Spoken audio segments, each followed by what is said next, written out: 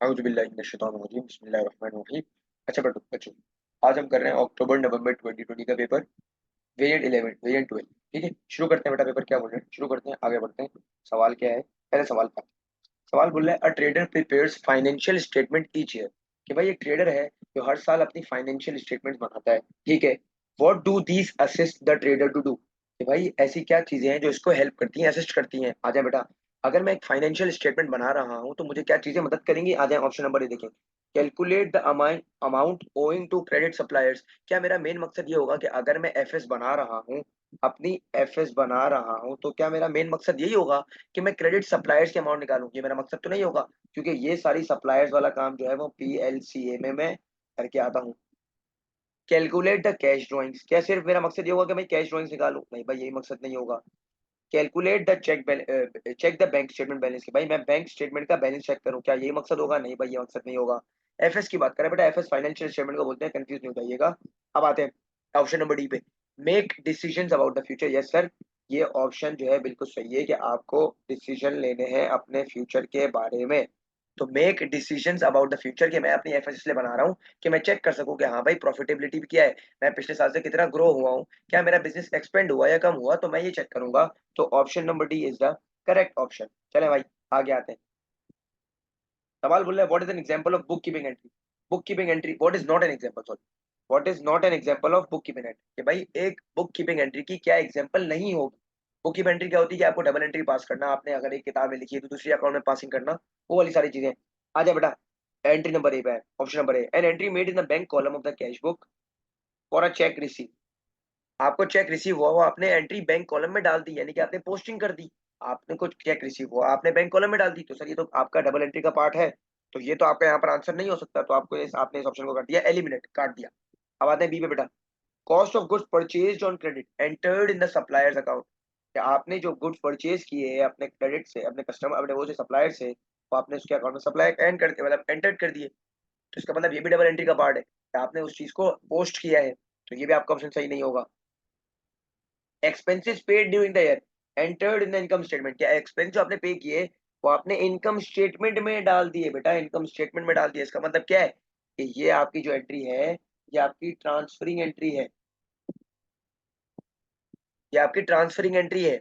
ये आपकी double entry नहीं है कि आपने एंड में ट्रांसफर किया है। देखना बेटा, यहाँ क्या बोल रहा है, इनकम स्टेटमेंट, इनकम स्टेटमेंट में आपने क्या किया है, ट्रांसफर किया है इनकम स्टेटमेंट में। तो ये आपकी इनकम स्टेटमेंट वाली एंट्री कि आपने ट्रांसफर कर दिया है। तो हाँ भाई, सर ये ऑप्शन बिल्कुल सही हो सकता है। डी वाला देख ले बेटा, goods return by customer entered in the cell return journal. क्या आपने कस्टमर ने गुड्स रिटर्न किया, आपने सेल रिटर्न में डाल दिए। तो ये भी आपका डबल एंट्री का पार्ट है, तो ये ऑप्शन भी हो गया eliminate, which means option number C is the correct option. अब आते हैं बेटा क्वेश्चन नंबर 3 पे, the following balances appeared in Hussain books. Hussain की किताब में कुछ बैलेंसेस अपीयर होते हैं, वो क्या बैलेंसेस है चेक कर लेते हैं बेटा। कौन से बैलेंसेस जो है वो हुसैन की किताब में अपीयर होते हैं। जी, सवाल क्या बोल रहा है, बोल रहा है टोटल लाइबिलिटीज निकालो। क्या बोल रहा है भाई, टोटल लाइबिलिटीज निकालो। आ जाए बेटा, तलाश करते हैं लाइबिलिटीज कौन सी है। तो बेटा याद रखिएगा, फिक्सचर्स आपकी लाइबिलिटी नहीं है। ठीक है, फिक्सचर्स आपका एसेट है, इन्वेंट्री भी आपकी लाइबिलिटी नहीं है। ट्रेड रिसीवेबल, ये जो शुरू वाला है, यानी कि ये तीन जो है शुरू वाले, ये आपकी लाइबिलिटी नहीं है। सही है भाई। चौथा वाला क्या है बेटा, जी भाई चौथा वाला ट्रेड पेबल, ये आपकी लाइबिलिटी है सर। अदर रिसीवेबल लाइबिलिटी नहीं है, अदर पेबल है सर आपकी लाइबिलिटी है 300 रुपए सर। बैंक ओवरड्राफ्ट भी लाइबिलिटी है। अब सर ये लोन टू इमरान जो है, ये 1000 रुपए का जो लोन है जो इमरान से मैंने लिया है, क्या ये भी मेरी लाइबिलिटी है बेटा।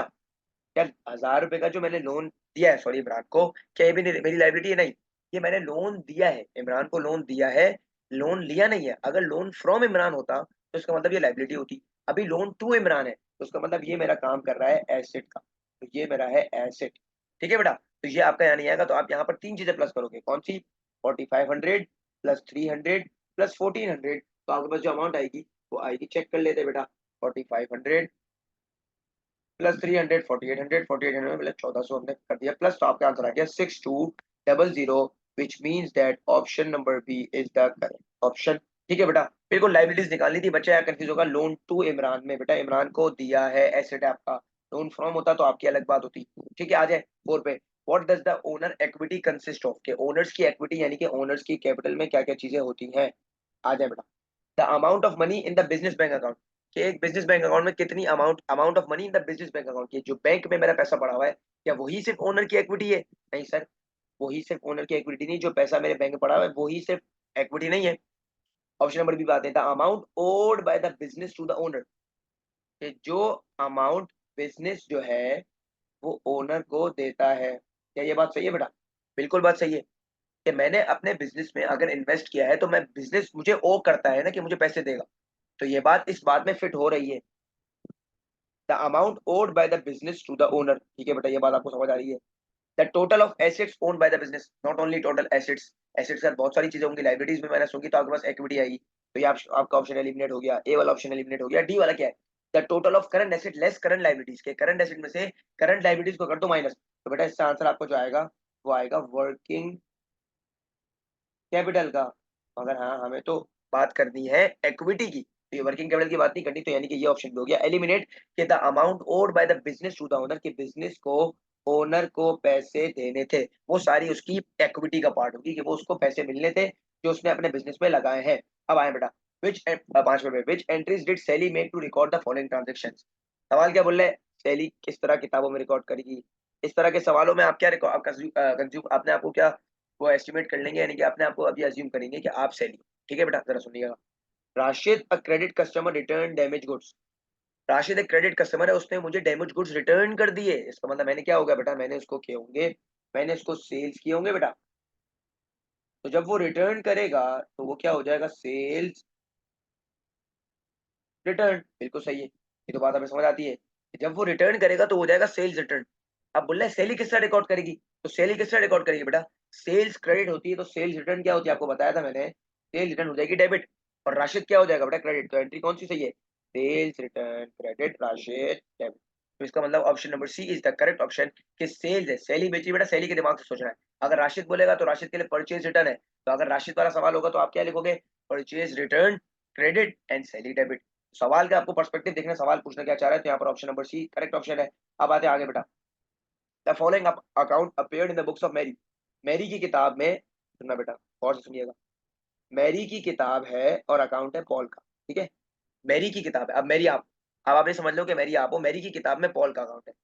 अब जरा देखो बैलेंस बीडी आपका पड़ा है यहाँ पर, 90 रुपए बैलेंस बीडी यहाँ पड़ा है, इसका क्या मतलब है, इसका मतलब ये है कि आपका जो है बैलेंस ब्रॉट डाउन पड़ा है डेबिट साइड पे। इसका मतलब क्या है कि ये आपका क्या है बेटा, ये आपका है रिसीवेबल का अकाउंट। अगर पेएबल का होता तो बैलेंस बीडी यहाँ आता, या रिसीवेबल का अकाउंट है, यानी कि आप, ये आपका कस्टमर है, आप इसको बेच रहे होगे कुछ माल, तो ये इसने सारी चीजें लिखी हुई है। अभी अगर कंफर्म ना हो तो बेटा आप नीचे भी देख लें, यहाँ लिखा हुआ है सेल्स, तो इसका मतलब क्या है, मेरी सेल्स कर रही होगी पॉल को, तो इससे भी क्लियर हो जाएगा कि हाँ भाई सेल्स करो तो मेरा, हाँ ये कस्टमर है, कस्टमर तो मतलब इसका मतलब रिसीवेबल का अकाउंट बनेगा। बात समझ आ रही है बेटा? तो ये फिर सेल्स की, फिर रिटर्न हो गया, फिर बैंक की अमाउंट, फिर डिस्काउंट की अमाउंट, फिर और ये डिस्काउंट किया हुआ है, फिर यानी कि बैलेंस किया हुआ है। अब सवाल क्या बोल रहा है, which statement is correct, correct statement find करो। On 1 April Paul owed Mary 90, Paul owed Mary, इसका मतलब यानी कि ये बोल रहा है कि पॉल को मैरी को देने थे 90 रुपए। क्या बात सही कर रहा है बेटा, ये नहीं बेटा, ये बोल रहा है, सुनना गौर से, कि पॉल ओड मैरी 90, पॉल को देने थे मैरी को 90 रुपए। यहाँ तक ये बात मतलब यानी कि ये बात सही कर रहा है, ठीक है, ये बात सही कर रहा है, पॉल ओड मैरी। अब दूसरी बात है बेटा, on 14 April Paul sold goods 150 to Mary, ये पॉल ने गुड्स बेचे 150 मैरी को। बेटा हम बेच रहे हैं ना, मैरी तो हम है, हम बेच रहे हैं, तो इसका मतलब ये बात बिल्कुल गलत कर रहा है कि यहाँ पर हम, यहाँ पर उल्टा लिखा हुआ है लड़के ने। इसका आंसर क्या है, on 14 April Paul sold goods, नहीं बेटा मैरी सोल्ड गुड्स, यहाँ पर नाम में कर दिया भर। ठीक है बेटा, अब आते हैं टी वाली पे। On 21 April Mary return goods, on 21 April Mary ने रिटर्न कर दिए, ये मैरी ने रिटर्न कर दिए, नहीं भाई मैरी ने थोड़ी रिटर्न किए सर, ये तो रिटर्न किए पॉल ने ना, क्योंकि पॉल ने खरीदे तो पॉल रिटर्न करेगा। बात समझ आ रही है क्या कहना चाह रहा हूँ? ठीक है, तो इसका मतलब ये बात भी गलत है। On 30 April Mary owed Paul 125 रुपए, ऑन 30 अप्रैल, यानी कि मैरी ओड का मतलब होता है हैज टू, ओड का मतलब होता है हैज टू, ये बोला है मैरी ओड पॉल, यानी कि मैरी को देने थे 125 रुपए। चेक कर ले बेटा, क्या ये बात सही कर रहा है, मैरी को तो रिसीव करने देना, अगर सीडी यहाँ पर है तो बीडी हो जाएगा यहाँ पर, तो मैरी को तो रिसीव करने देना 125 रुपए, ये बात भी होगा ही गलत, तो इसका मतलब ऑप्शन नंबर डी भी हो गया गलत, विच means that option number A is the correct option. तो ये आपका आंसर आ गया सही वाला। ठीक है बेटा, आगे समझ आते हैं, मैंने आपको पहले ये बताया था 1 April Mary owed Paul owed Mary, Paul को देने थे, ये बात समझ आ रही है, तो ये आपका answer option number A is the correct option. अब आते हैं आगे 7 वाले पे, 7 वाला क्या बोल रहा है, in which section of Zameer ledger would following accounts be maintain. Zameer के लेजर में क्या क्या चीजें अकाउंट्स मेंटेन होगी, अब आ जाए। पहले लिखा हुआ है द सेल्स अकाउंट, फिर लिखा हुआ है the account of Harjit a trade receivable. ये दो अकाउंट्स कहाँ जाएंगे बेटा, सेल्स का अकाउंट कहाँ जाएगा और हरजित का अकाउंट कहाँ जाएगा। हरजित मेरा रिसीवेबल है, तो इसका मतलब ये मेरा सेल्स लेटर है या परचेज लेटर है, सर ऑब्वियस सी बात है रिसीवेबल है, तो इसका मतलब सेल्स लेटर होगा कि भाई माल बेच रहा हूँ मैं इसको, तो ऑप्शन नंबर बी होगा या तो ऑप्शन नंबर सी होगा। अब मुझे बताओ ये सेल्स अकाउंट जो है वो आपका परचेज लेटर है या फिर बी वाला होगा, क्योंकि हमने बी और सी को अभी शॉर्टलिस्ट किया है ना, तो ऑब्वियस सी बात है बेटा, मैंने आपको क्लास में ही बताया हुआ है, आज की बल्कि की क्लास में बताया मैंने आपको कि ये सारे अकाउंट जो है आपके नॉमिनल लेजर जो कि जनरल लेजर कहलाता है उसमें रिकॉर्ड होते हैं, तो इसका मतलब option number B is the correct option. Sales का अकाउंट आपका नॉमिनल लेजर में जाएगा और जो लड़का है जिसने खरीदा है वो आपका रिसीवेबल है, तो वो जाएगा सेल्स लेजर में, तो इसका मतलब option number B is the correct option. अब आते हैं आगे, 8 वाला सवाल क्या बोल रहा है। Sue allows 2% cash discount to credit customers. तूने भाई 2% कैश डिस्काउंट अलाउ करती है अपने क्रेडिट कस्टमर्स को, who settle their account within 28 days. उनको देती है जो 28 दिनों के अंदर अंदर पेमेंट कर देते हैं, कि उनको उनको पैसा दे देती है। आगे आते हैं, जेन परचेज गुड्स लिस्ट प्राइस 200 रुपए। जेन था एक कस्टमर, यानी कि जेन इसका एक कस्टमर था, उसने पर गुड्स खरीदे 200 रुपए के, लिस्ट प्राइस थी ऑन 10 सितंबर। डेट्स को गौर से देखना बेटा। She return these goods on 15 सितंबर। 15 सितंबर को उसने गुड्स रिटर्न कर दिए, 10 को खरीदे, 10 सितंबर को खरीदे और 15 को जो है उसने 15 को उसने कर दिए रिटर्न। अब जरा देखना सवाल क्या बोल रहा है। सवाल क्या बोल रहा है बेटा, सवाल गौर से देखें। सवाल बोला है which entry would Sue make on 15 September. Sue जो है वो कौन सी एंट्री बनाएगी 15 सितंबर को, तो बेटा सू ने माल बेचा है, तो जो सू के आएगा तो ये हो जाएगा सेल्स रिटर्न। जरा गौर से देखिएगा, मैंने आपको बोला है इस सवालों में आप अपने आप को समझ लेंगे कि आप सू हैं, ठीक है बेटा। सू ने बेचा है तो सू के लिए है सेल्स रिटर्न, सू के लिए सेल्स रिटर्न है। अब देखिए आप, अब 200 रुपए का माल खरीद रहा है जिसकी लिस्ट प्राइस, और 15 सितंबर को लिस्ट ये आपको रिटर्न कर रहा है। तो अब मुझे बताओ बेटा, क्या यहाँ पर ये कैश डिस्काउंट की जो एंट्री है, क्या ये कैश डिस्काउंट यहाँ माइनस हो जाएगा बेटा, क्या यहाँ कैश डिस्काउंट माइनस होगा नहीं होगा। जी भाई, क्या कैश डिस्काउंट माइनस होगा, सर कैश डिस्काउंट तो माइनस नहीं होगा। कैश डिस्काउंट जब होगा जब 28 दिन के अंदर पेमेंट दे देगा। यहाँ तो 10 को आया, 15 को उसने रिटर्न कर दिया, तो 28 दिन वाली जो एलिजिबिलिटी हुई नहीं, क्राइटेरिया मैट ही नहीं हुआ, तो इसका मतलब ये 2% डिस्काउंट यहाँ नहीं आएगा। वो कब आएगा, जब पेमेंट की बारी आएगी। तो जब पेमेंट कब, जब ये मेरी क्रेडिट टर्म को जो है 28 दिन वाली क्रेडिट टर्म को मेंटेन करेगा तब आएगी बात, अभी तो बात आई नहीं रही है। तो इसका मतलब इसने मुझे रिटर्न कर दिए, अमाउंट कितने से रिटर्न किए, 200 के अमाउंट से ही रिटर्न किए। बात समझ आ रही है बेटा क्या कहना चाह रहा हूँ, ये 200 की अमाउंट से इसने रिटर्न किए, तो 200 की अमाउंट से इसने रिटर्न कर दिए, तो सू के लिए वो क्या है सर, परचेज रिटर्न है। परचेज है, सेल है, सेल रिटर्न है, ऑब्वियस सी बात है सर सेल रिटर्न है, तो इसका मतलब ये है कि सेल्स रिटर्न जर्नल आपका आ रहा है यहाँ पर ऑप्शन नंबर सी में और ऑप्शन नंबर डी में। अब मुझे बताओ सेल्स रिटर्न में आपकी अमाउंट 196 आएगी या 200 आएगी। सर ऑब्वियस बात है 200 आएगी, क्योंकि भाई 28 दिन का क्राइटेरिया पूरा होगा तो कैश डिस्काउंट लगेगा, अभी तो 5 दिन बाद ही आ गया है, 10 को दिया था 15 को रिटर्न करने आ गया है, तो आपका जो आंसर है वो डी बिल्कुल करेक्ट होगा। क्यों, क्योंकि बेटा कैश डिस्काउंट याद रखना है, कैश डिस्काउंट पेमेंट के बाद माइनस होगी, जब पेमेंट हो रही होगी ना जब माइनस, पेमेंट के बाद नहीं, जब पेमेंट हो रही होगी at the time of payment minus हो रही है, तो अभी ये लायबल ही नहीं, समझ आ रही है। बट 196 से निकाल ली देना। हाँ अगर ट्रेड डिस्काउंट होता तो बात अलग थी, ट्रेड डिस्काउंट माइनस हो जाएगा, कैश डिस्काउंट बाद में होगा। ट्रेड डिस्काउंट मैंने आपको आज भी बताया बेटा, ट्रेड डिस्काउंट जो है वो बल्क बाइंग के लिए दिया जाता है, और कैश डिस्काउंट अर्ली पेमेंट्स के लिए, कि भाई लड़का जो है ना उसको लॉलीपॉप दो, बेसिकली लालच दो, यहाँ भाई जल्दी जल्दी पेमेंट कर दे ताकि तेरा पैसा बच जाए, ठीक है। अब आ जाए 9 वाले पे। A transaction was posted to the wrong account of the same class. बोले अकाउंट रॉन्ग है, क्लास सेम है। क्लास का मतलब कस्टमर है तो कस्टमर के अकाउंट में डाल दिया, सप्लायर सप्लायर के अकाउंट में डाल दिया, परचेज है तो परचेज के अकाउंट में डाल दिया, यानी कि अकाउंट रॉन्ग है, क्लास सेम है। तो बेटा ये कौन सा एरर है, commission, original entry, principle, reversal. Reversal तो हो नहीं सकता, प्रिंसिपल में तो आपको पता है पूरा क्लास पूरी मतलब यानी कि इसका जो अकाउंट है और क्लास है बिल्कुल डिफरेंट होती है, एसेट को एक्सपेंस में रिकॉर्ड कर देते हो, ओरिजिनल एंट्री भी नहीं है, ये है एरर ऑफ कमीशन। है बेटा, एयर ऑफ कमीशन, क्या आपने रॉन्ग अकाउंट किया भाई, सुनीत के अकाउंट में पुनीत के अकाउंट में डाल दिया, दो कस्टमर्स थे तो आपने गेम नाम में गड़बड़ कर दी, तो ये आपका आंसर है option number is the correct option of 9। आ जाए 10 वाला देखें। मोटर व्हीकल एक्सपेंसेस 50, बहुत गौर से देखिएगा, बच्चों वाला सवाल है। मोटर व्हीकल एक्सपेंस 50 और incorrectly debited to the motor vehicle के अकाउंट। मैंने मोटर व्हीकल के अकाउंट में डेबिट कर दिया है, क्या कर दिया बेटा, जरा एंट्री बना रहा हूँ, मोटर व्हीकल के अकाउंट में डेबिट कर दिया है।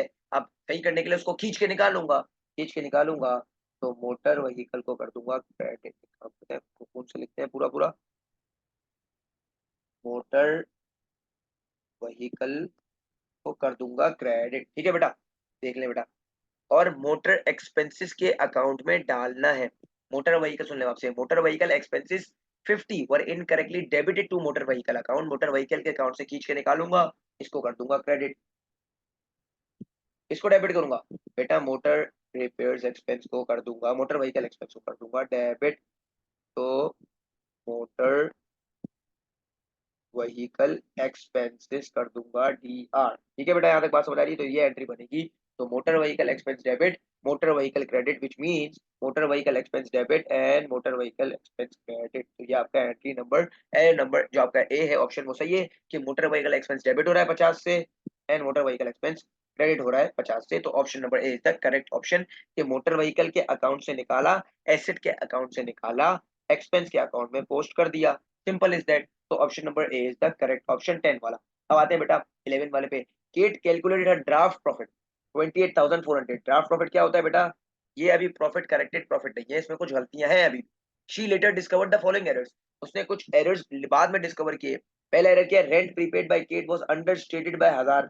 अंडरस्टेट का मतलब उसने वैल्यू गिरा के लिख दी है, अंडरस्टेट कर दिया। 1000 रुपए से इसने अंडरस्टेट कर दिए हैं। जब रेंट प्रीपेड 1000 रुपए से अंडरस्टेट करेगा, सुनना गौर से बेटा, जब रेंट प्रीपेड 1000 रुपए से अंडरस्टेट करेगा, अंडरस्टेट मतलब उसने कम लिख दिए। जब रेंट प्रीपेड है ना बेटा, प्रीपेड हमेशा याद रखना माइनस होता है। तो आपने कम लिखे हैं तो इसका मतलब आपने एक्सपेंसेस को क्या किया हुआ है? एक्सपेंसेस को बढ़ाया हुआ है, कम किया हुआ है? गौर से सोचे बेटा, अगर रेंट प्रीपेड अंडरस्टेट किया हुआ है तो एक्सपेंसेस को आपने क्या किया हुआ है? कम किया हुआ है। एक्सपेंसेस कम किया हुआ है तो प्रॉफिट भी 1000 रुपए से क्या हुआ है बेटा? प्रॉफिट भी 1000 रुपए से कम हुआ है। मैं तो इसका मतलब आप प्रॉफिट को आप बढ़ाओगे, कितने से बढ़ाओगे बेटा? 1000 रुपए से बढ़ाओगे। तो यहाँ पर 1000 रुपए कर दोगे ऐड। ठीक है बेटा, क्योंकि रेंट प्रीपेड है। अब आप खुद सोचो, यार मैं आपको बोल रहा हूँ सुनना, ये एग्जाम्पल से आपको समझ आ जाएगा। 3000 रुपये आपका था,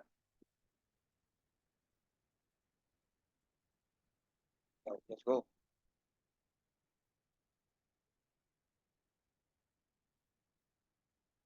एक सेकंड बेटा रुकिए जी, आ जाए।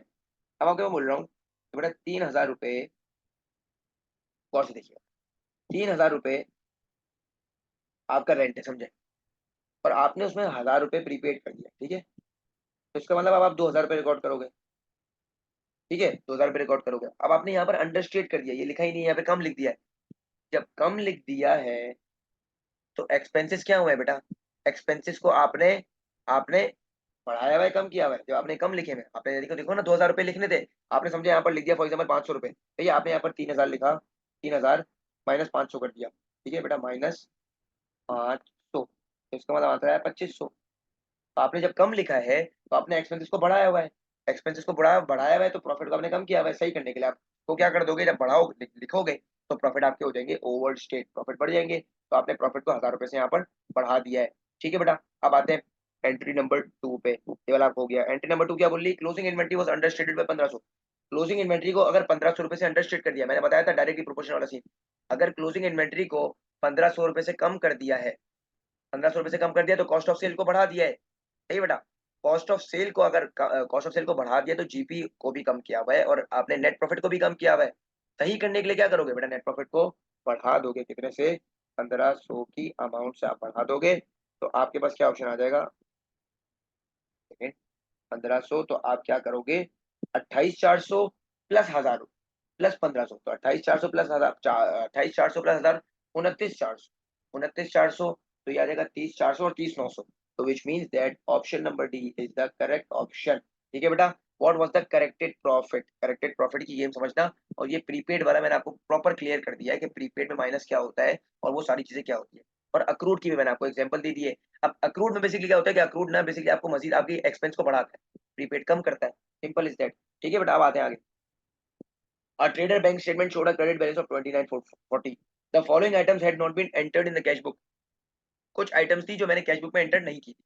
तो ये वो कौन कौन से आइटम है? बैंक इंटरेस्ट रिसीव्ड 70 रुपए, क्रेडिट ट्रांसफर 280 रुपीज। ठीक है बेटा, ये दो मैंने कैश बुक में एंटर नहीं की थी, तो अब मैं कहाँ डालूंगा?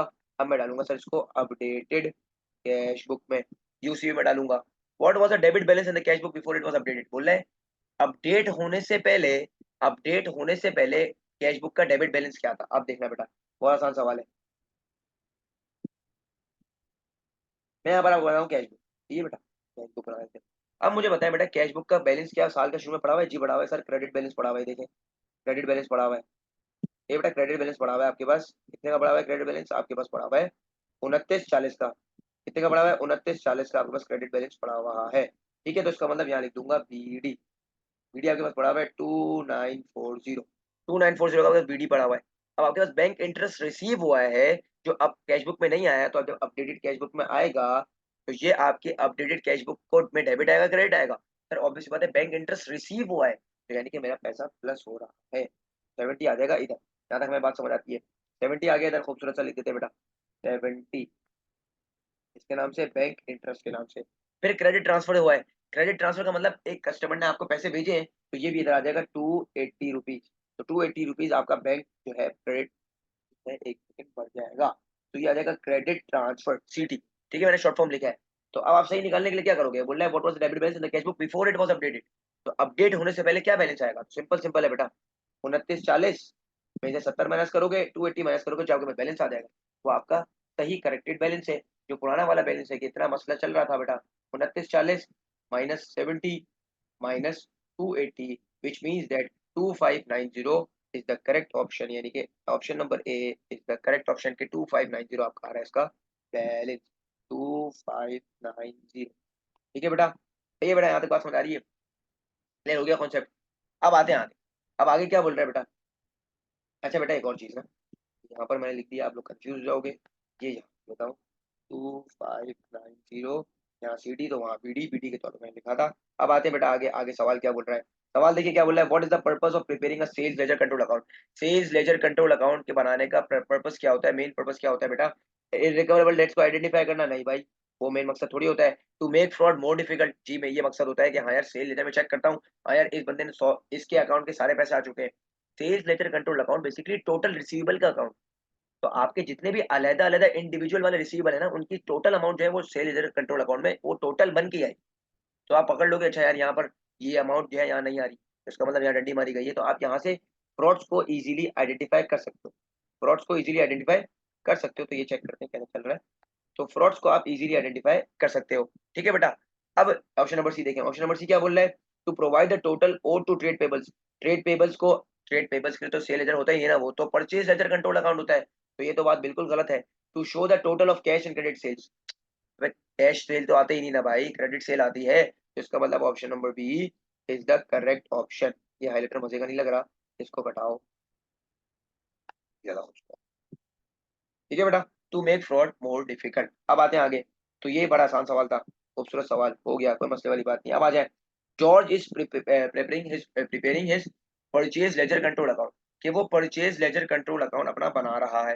ठीक है बेटा, which information would he obtain from his general journal, अपने जनरल जर्नल से क्या इंफॉर्मेशन वो ऑब्टेन कर लेगा? जरा गौर से देखना, सवाल ने घुमाया हुआ है। परचेज लेजर कंट्रोल अकाउंट से आ जाए बेटा, ये क्या कॉन्ट्रा एंट्रीज, मैं आपको बताया था एक सेकंड, कॉन्ट्रा एंट्रीज जो है सेल लेजर की वो कहाँ मिलेंगी? सर ऑब्वियस बात है, वो तो आपको जर्नल जर्नल में मिलेंगी, यानी कि ये बात अभी बिल्कुल समझ आ रही है। Goods return to credit suppliers, जो क्रेडिट सप्लायर्स को मैंने गुड्स रिटर्न कर दिए हैं, तो क्या ये परचेज लेजर कंट्रोल अकाउंट में आएंगे? नहीं आएंगे बेटा, ये आएंगे तो, मगर ये गुड्स रिटर्न कर दिए हैं क्रेडिट सप्लायर को, तो इसका मतलब खरीदे होंगे, तो ये परचेज रिटर्न है, तो आपका ये यहाँ पर नहीं आएगा, तो इसको अलग कलर से हाईलाइट कर देते हैं बेटा, ये यहाँ से नहीं आएगी। जर्नल, ये सवाल क्या बोल रहा है? बोल रहा है वो इन्फॉर्मेशन जो आप जर्नल जर्नल से निकल लेके आते हो, तो ये जर्नल जर्नल से लेके थोड़ी आएगी। फिर C, irrecoverable debts written off, ये अब जरा देखना, irrecoverable debts written off. Sir ये इररिकवरेबल डेट्स तो आते तो जर्नल जर्नल से, मगर यहाँ हम पीएलसीए बना रहे हैं बेटा, यहाँ हम बना रहे हैं पीएलसीए। ये बेड डेट्स की अमाउंट तो एसएलसीए में आती है ना बेटा, यहाँ पर आप खुद माल खरीद रहे हो तो आप खुद बेड डेट थोड़ी हो जाओगे, वो अपने उसमें रिकॉर्ड थोड़ी करोगे, तो यहाँ पर पीएलसीए की बात कर रहा है। तो ये ऑप्शन भी हो गया एलिमिनेट, बी भी हो गया एलिमिनेट। आ जाए रिफंड्स फ्रॉम क्रेडिट सप्लायर्स, तो ये क्रेडिट सप्लायर्स की रिफंड जो है वो भी सारा वहां पर आ जाएगा। जर्नल जर्नल से कोई इन्फॉर्मेशन नहीं आएगी, तो जर्नल जर्नल से इन्फॉर्मेशन आएगी, वो आएगी ए वाली, विच मींस कॉन्ट्रा एंट्रीज होती हैं। कॉन्ट्रा एंट्रीज वो वाली एंट्रीज जिसमें आपको लिखा होता है सेट ऑफ वगैरह लिखा होता है, जिससे एक आपका सप्लायर है, एक कस्टमर, यानी कि एक बंदा जो है वो आपका सप्लायर भी है कस्टमर भी है, दो गेमें खेल रहा होता है। तो आप उससे सेट ऑफ वाली अमाउंट में बातें करते हो, आप उसका जो नेट बैलेंस होता है वो उसको सेट ऑफ कर देते हो कि एक बंदे को 1000 रुपए देने थे, 700 रुपए का माल खरीदा, तो आप वो 300 रुपए दे देगा। तो इस तरह सेट ऑफ वाले मामला होते हैं, तो ये होता है कॉन्ट्रा सेट ऑफ। मैं लिख देता हूँ बेटा, ठीक है। अब आते हैं आगे, क्या बोल रहा है? A trader debited the cost of repairing office equipment to the office equipment account. तेरा कॉस्ट देखिएगा, एक cost of repairing office equipment के अकाउंट में डाल दिया, यानी कि लड़के ने एक्सपेंसेस को एसेट में डाल दिया है। ठीक है बेटा, ये एरो जो है ना खराब हो गया थोड़ा सा, चले कोई मसले की बात नहीं है। कि लड़के ने क्या किया है कि एसेट को सॉरी एक्सपेंस को एसेट में रिकॉर्ड कर दिया है। तो बेटा आप मुझे बताओ, अगर आपने एक्सपेंसेस को एसेट में रिकॉर्ड कर दिया है तो इसका मतलब एक्सपेंस लिखे ही नहीं है। एक्सपेंस जब लिखे नहीं है तो प्रॉफिट आपका क्या हुआ हुआ है? सर प्रॉफिट आपने बढ़ा के लिखा हुआ है ना, तो यानी कि ऑप्शन ए हो गया ओवरस्टेट, या फिर ए बी होगा ओवरस्टेट। दूसरी चीज, आपने नॉन करंट एसेट में डाल दिया है, तो नॉन करंट एसेट को आपने क्या कर दिया है बेटा, बढ़ा के लिख दिया ना, तो इसका मतलब option number A is the correct option. Overstate overstate, तो इसको कर दो बेटा। तो क्या आपने दोनों को ओवरस्टेट किया हुआ है? कैसे बेटा? आपने एक चीज में एक्सपेंस रिकॉर्ड नहीं किया, जब एक्सपेंस आपने रिकॉर्ड नहीं किया तो आपने प्रॉफिट को क्या हुआ है, बढ़ा के दिखाया हुआ है। जब एक्सपेंस को रिकॉर्ड करोगे तो प्रॉफिट कम हो जाएगा। अभी बात कर रहे हैं कि अभी क्या एरर चल रहा है, ठीक है, ये एरर किस तरह इफेक्ट करेगा। और नॉन करंट एसेट के अकाउंट में डाल दिया है इक्विपमेंट के अकाउंट में, तो इक्विपमेंट को बढ़ा रहा है, यानी कि नॉन करंट एसेट को बढ़ा रहा है, तो इसका मतलब option number A is the correct option. ठीक है बेटा, यहाँ तक बात समझ आ गई है? तो ये ओवरस्टेट। अब आते हैं आगे 16 वाले पे। 16 वाला सवाल क्या बोल रहा है, बड़ा खूबसूरत सवाल। Rashid provided the following information at 31 December. Machinery at cost 52,000 की और provision for depreciation of machine. ठीक है, depreciation for the year is calculated 20% on cost. On cost वे तो बड़ा आपको पता है कौन सा मेथड है ये? सर ये है straight line method, SLM method जो बोलता है डायरेक्ट कॉस्ट पे लगा लो। सिंपल इज दैट, कोई टेंशन वाली बात ही नहीं है। अब आते हैं, after the statement of financial position was prepared, it was found that the machinery repairs costing, सुनना, 2000 had been debited to machinery account. मैंने मशीनरी के अकाउंट में डेबिट कर दी है, कोई वापसी गलती कर दी कि मशीनरी रिपेयर जो थी एक्सपेंस को मैंने एसेट में रिकॉर्ड कर दिया है, यानी कि मैंने एसेट को बढ़ा के लिखा हुआ है। तो जो डेप्रिसिएशन चार्ज की होगी वो डेप्रिसिएशन भी इस अमाउंट पे चार्ज की होगी बेटा, जो डेप्रिसिएशन चार्ज की होगी ना वो भी मैंने इधर ही चार्ज की होगी। समझ आ रही है बात? तो आपने जो डेप्रिसिएशन चार्ज की होगी वो भी इसी में चार्ज की होगी। अब सवाल क्या बोल रहा है, सवाल ये बोल रहा है what is the correct balance on the provision for depreciation account. ठीक है, कि क्या करेक्ट बैलेंस होगा, क्या करेक्ट बैलेंस होगा। तो करेक्ट बैलेंस निकालने के लिए आप ये देखें कि बेटा आपने अगर 52,000 लगाई है तो इसमें दो जो है वो ऑलरेडी जो है 2,000 ऑलरेडी इसमें इंक्लूड है, और ये 23,000 में भी ऑलरेडी इंक्लूड होंगे। ये मेरी चार्ज खत्म हो गया, इसको चार्ज करना पड़ेगा जी। तो 23,000 में वो 2,000 शामिल है। तो अब आप क्या करोगे, उसमें से माइनस कर दोगे। तो ये बोल रहा है कि आप करेक्ट बैलेंस निकालो अपने प्रोविजन का। तो 23,000 में से जो 2,000 रुपये जो लगाए थे वो में शामिल है। तो आप क्या करो, सिंपल सिंपल 22,000 में से आप 20% निकालो, और जो अमाउंट आएगी वो डेप्रिसिएशन की नहीं है, तो उससे माइनस कर दोगे तो आपके पास अमाउंट आ जाएगी। ठीक है बेटा, तो ये आपका ये 16 वाला हल हो जाएगा। अच्छा, ये मेरी पेन जो है ना वो चार्ज नहीं है, तो मैं इसको चार्ज करके फिर आपसे मिलता हूँ इंशाल्लाह अज़्ज़ा वजल पार्ट नंबर 2।